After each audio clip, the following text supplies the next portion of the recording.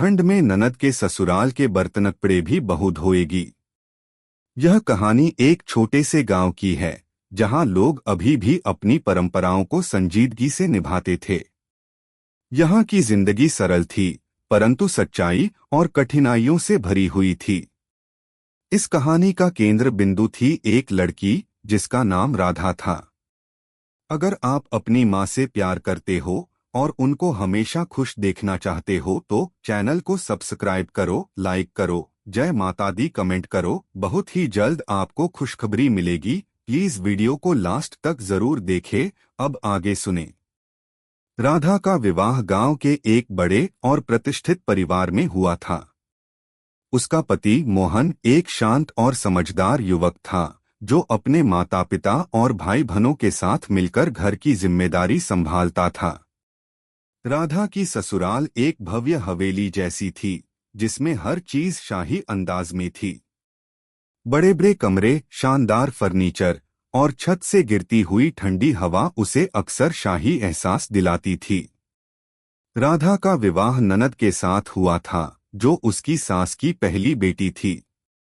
ननद का नाम शिवानी था और वह राधा से 1 साल बड़ी थी। शिवानी का विवाह भी एक संपन्न परिवार में हुआ था और उसकी ससुराल बहुत दूर थी, इसलिए वह अक्सर ससुराल आने जाने में व्यस्त रहती थी।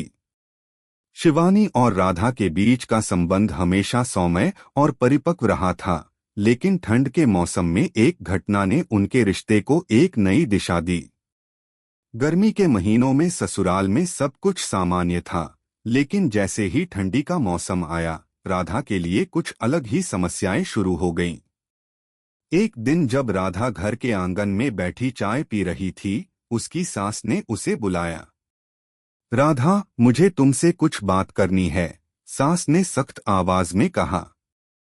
राधा उनके पास पहुंची और सास ने उसे धीरे से कहा, ठंड में तुम्हें घर के सारे बर्तन और कपड़े धोने होंगे। यह हमारी परंपरा है कि बहू को ही ये काम करना चाहिए। तुम्हें शिवानी के ससुराल के बर्तन भी धोने होंगे। राधा को यह सुनकर आश्चर्य हुआ। शिवानी की ससुराल में बर्तन धोने का जिम्मा उसे क्यों दिया गया? उसे समझ में नहीं आया, लेकिन उसे चुप रहना पड़ा, क्योंकि यह उसका दायित्व था। ठंड में बर्तन धोने से हाथ बेजान हो जाते हैं, राधा ने हल्के से कहा। इसलिए तो कह रही हूं कि तुम्हें अपना काम ठीक से करना होगा, राधा, सास ने गंभीरता से जवाब दिया। राधा ने सिर झुका लिया और बर्तन धोने की जिम्मेदारी स्वीकार की। ठंडी में बर्तन धोने का विचार भी उसे डराने वाला था, लेकिन वह जानती थी कि परिवार की इज्जत बनाए रखने के लिए उसे यह करना होगा। अगली सुबह जब ठंड की शिद्दत सबसे अधिक थी, राधा को बर्तन धोने के लिए उठना पड़ा।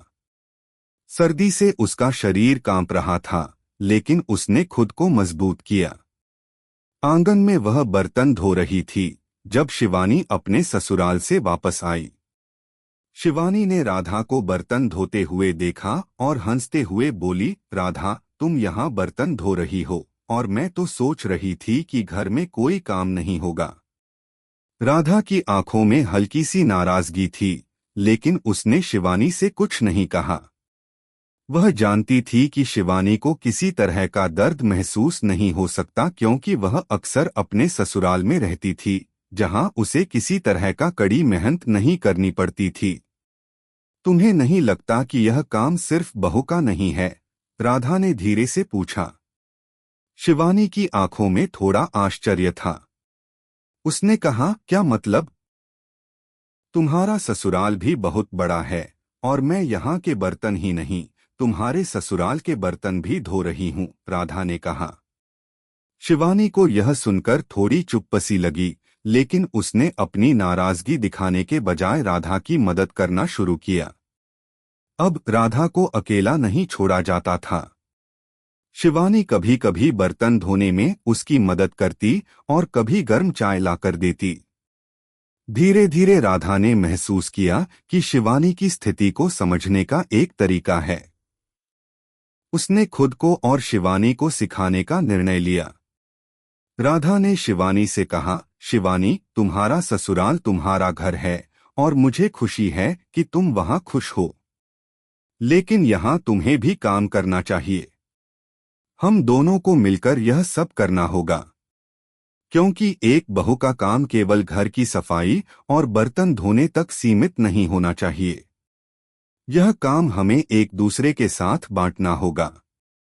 शिवानी चुप रही, फिर उसने राधा की बातों को समझा और कहा, तुम ठीक कह रही हो राधा। मैं भी अपनी सास से बहुत कुछ सीख सकती हूँ। मैं आगे से कोशिश करूंगी कि हर काम में तुम्हारा साथ दूं।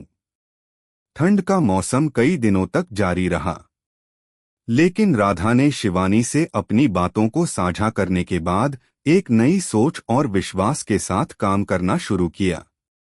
अब घर में दोनों बहनें एक दूसरे की मदद करतीं।